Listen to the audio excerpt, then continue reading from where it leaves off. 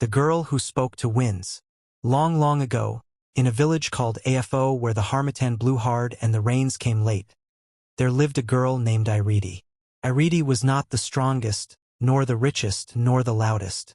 But Iridi could speak to the wind. No one taught her. As a child she noticed that when she whispered her worries to the air, the wind would change. A hot breeze would cool when she was tired. A dry wind would carry the scent of rain when she was thirsty. The elders laughed. The wind does not listen to children, they said. But Iridi knew better. One year the rains refused to come. The river shrank to a vein of mud. The crops wilted. The village elders gathered and decided. They would send the strongest men to climb the mountain of echoes and beg the sky god for rain. But the mountain was far, and the journey took 7 days. By the time they returned, the village would be dust. That night, Iridi went to the edge of the village where the dry wind howled through the baobab trees. She stood on her toes and whispered, "Wind, my people are thirsty. Can you help us?" The wind answered, but not with words. It pushed against her, then pulled her hair, then circled her feet 3 times. Iridi understood. The wind said, "I can bring rain, but I have a price. You must keep a secret, and you must never ask me for yourself." Iridi agreed without thinking. For 3 nights, Iridi walked where the wind led her. East, it took her to the valley of dry leaves and taught her to listen. "Hear how the leaves rattle? That means I am passing through.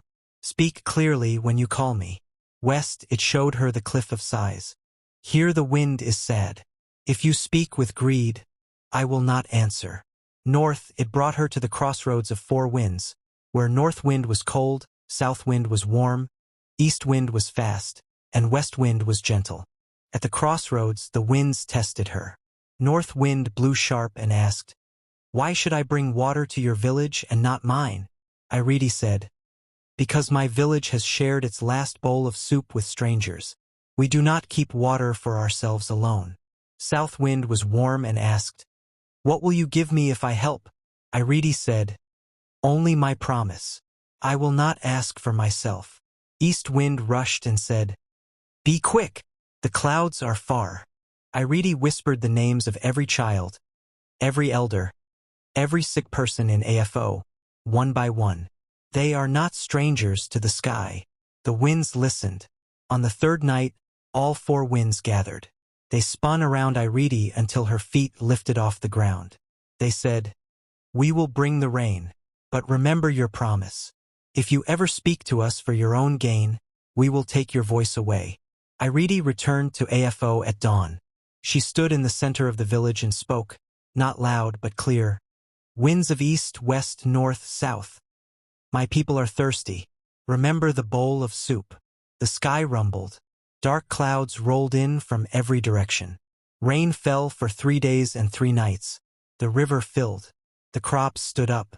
The village danced and sang Iridi's name. The elders brought her gifts: cloth, beads, the chief's daughter's crown. "Ask for anything, child who speaks to wind," they said. But Iridi remembered her promise. She smiled and said, "I ask for nothing. The rain is enough."